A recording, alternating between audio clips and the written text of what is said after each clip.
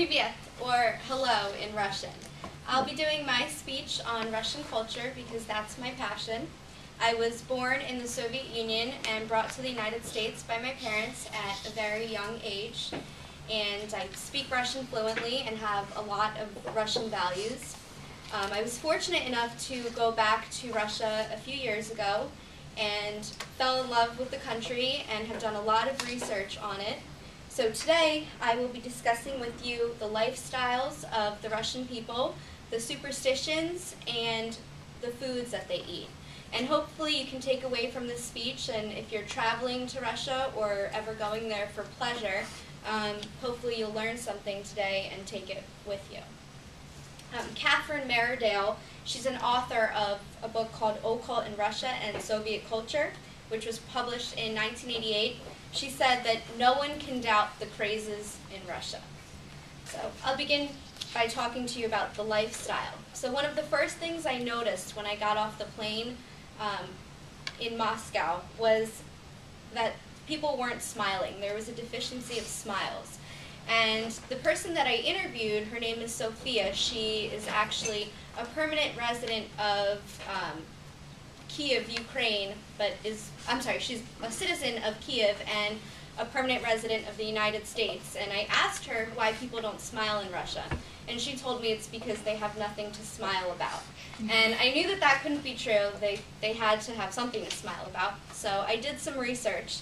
And I realized that it was only about 25 years ago that during the Soviet Union where people would be sent to prison for disagreeing with the government, or they weren't able to live in certain cities because they disagreed with the government. They weren't able to listen to certain music, and if someone found out, then your kids weren't able to go to the schools that you wanted to send them to. People were just constantly worried that someone was going to rat them out, that someone was suspicious of them.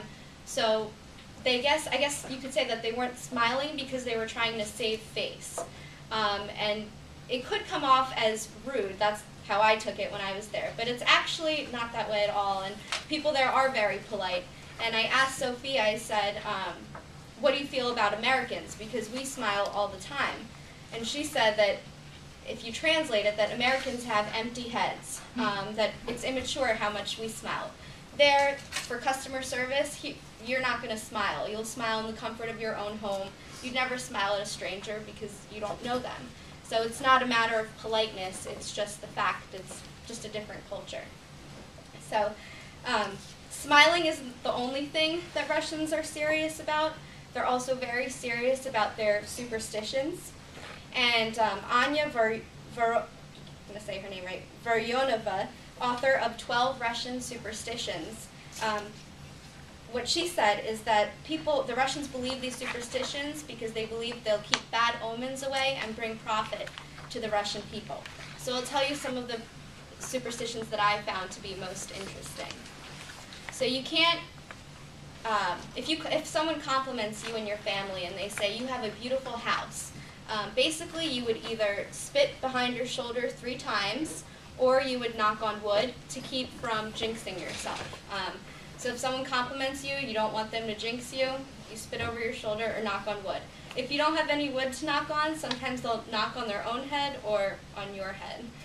It's kind of silly. You can't put keys or your wallet on the table because that brings financial loss, which is silly too. A lot of these are kind of silly. You can't stand in a doorway because demons dwell in the doorway. So if you're giving someone a package, you have to stand on the same side of the door as them. You can't pass it over to them. This is my grandmother's favorite. An unmarried girl can't sit at a corner of a table or she won't be married for 7 years. That's because in ancient Russia, or not even ancient, I guess hundreds of years ago, maids and servants sat at the corner of tables and they usually weren't married, so my grandmother will push or smack anyone out of the way. Another one is you sit before you go on a journey. So you sit down with whoever you're traveling with and you have a moment of silence.